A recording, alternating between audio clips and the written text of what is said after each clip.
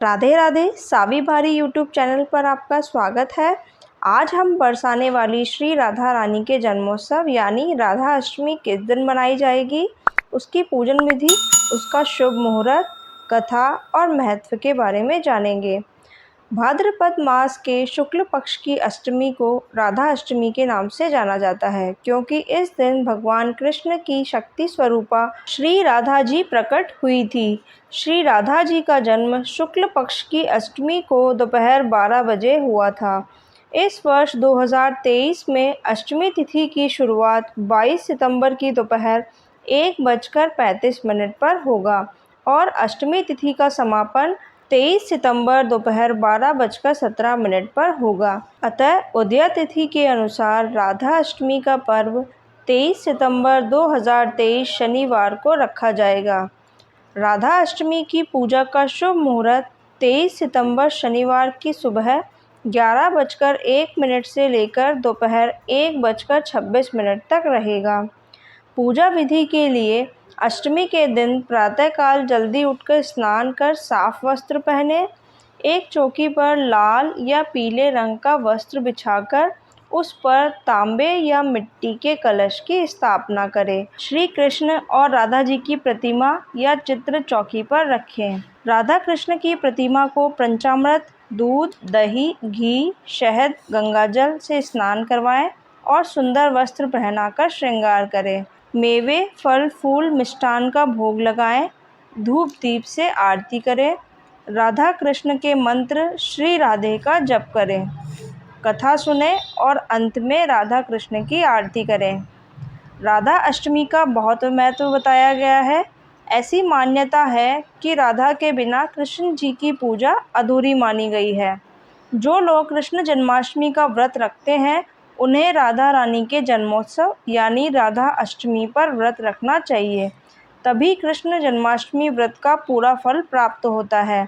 यह व्रत परिवार में पति पत्नी अपने परिवार की सुख शांति, समृद्धि, खुशहाली, संतान सुख और उन्नति की कामना से करते हैं। यह दिन बहुत विशेष होता है क्योंकि भाद्रपद मास के शुक्ल पक्ष की अष्टमी के दिन श्री राधा जी के श्री चरणों के दर्शन होते हैं। उनके चरण कमलों की सुंदरता का वर्णन कर पाना भी किसी के लिए संभव नहीं है। एक कथा अनुसार देवर्षि नारद ने एक बार भगवान सदाशिव के श्री चरणों में प्रणाम करके पूछा कि श्री राधा देवी लक्ष्मी है, देव पत्नी है, महालक्ष्मी है, सरस्वती है, अंतरंग विद्या है, वैष्णवी है, प्रकृति है, देव कन्या है, मुनि कन्या है या इनमें से कौन है? इस प्रश्न के उत्तर में भगवान ने कहा कि किसी एक की बात क्या कहें, कोटि कोटि महालक्ष्मी भी उनके चरण कमलों की शोभा के सामने नहीं ठहर सकती। इसीलिए श्री राधा जी के रूप, गुण और सुंदरता का वर्णन किसी एक मुख से करने में तीनों लोकों में भी कोई सामर्थ्य नहीं रखता है। उनकी रूप माधुरी जगत को मोहने वाले श्री कृष्ण को भी मोहित करने वाली है। इसी कारण अनंत मुख से भी मैं उनका वर्णन नहीं कर सकता। श्री राधा रानी जी के दर्शन तो भक्तजन प्रतिदिन कर सकते हैं, परंतु उनके सुंदर चरणों के दर्शन केवल श्री राधा अष्टमी को ही होते हैं। जो भी कोई उनके चरणों के दर्शन कर लेता है, उनकी सभी मनोकामनाएं भी श्री राधा पूर्ण करती है। पौराणिक कथाओं के अनुसार राधा माता गोलोक में श्री कृष्ण के साथ निवास करती थी। एक बार देवी राधा गोलोक से कहीं बाहर गई। जब वापस आई तो देखा कि कृष्ण भगवान गोलोक में नहीं है। उस समय भगवान कृष्ण अपनी एक सखी विदिजा के साथ गोलोक में घूम रहे थे। यह बात जब राधा जी को मालूम हुई तो उन्हें गुस्सा आया और वे सीधे उनके पास पहुंच गई। वहां पहुंचकर उन्होंने भगवान श्री कृष्ण को काफ़ी भला बुरा कहा। राधा जी का यह व्यवहार भगवान कृष्ण के मित्र श्री दामा को बुरा लगा और उन्होंने राधा को पृथ्वी पर जन्म लेने का श्राप दे दिया। राधा रानी को इतने गुस्से में देखकर कृष्ण भगवान की सखी विदिजा भी वहां से चली गई। इस श्राप के बाद राधा ने बदले में श्री दामा को श्राप देते हुए राक्षस कुल में जन्म लेने का श्राप दे दिया।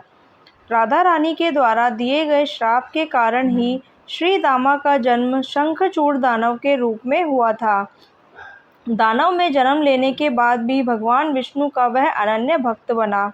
वहीं दूसरी ओर राधा रानी ने भी पृथ्वी पर वृषभानु के घर पुत्री के रूप में जन्म लिया, लेकिन राधा रानी वृषभानु जी की पत्नी देवी कीर्ति के गर्भ से नहीं जन्मी थी।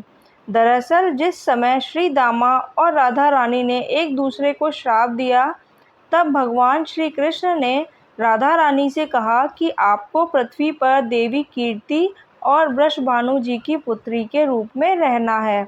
इसके आगे भगवान श्री कृष्ण ने राधा रानी से कहा कि जब आप विवाह के योग हो जाएंगी तो आपका विवाह मनुष्य के अवतार में रायाण नामक एक वैश्य से होगा।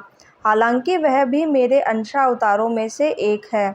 आप धरती पर भी मेरी प्रियतम बनकर ही रहेंगी, परंतु हम दोनों को वहाँ बिछड़ने का दुख सहना होगा। हे राधा रानी, जब आप धरती पर जन्म लेने की तैयारी करें। सांसारिक दृष्टि में देवी कीर्ति गर्भवती हुई और उन्हें प्रसव भी हुआ, लेकिन देवी कीर्ति के गर्भ में योग माया की प्रेरणा से वायु का प्रवेश हुआ और उन्होंने वायु को ही जन्म दिया।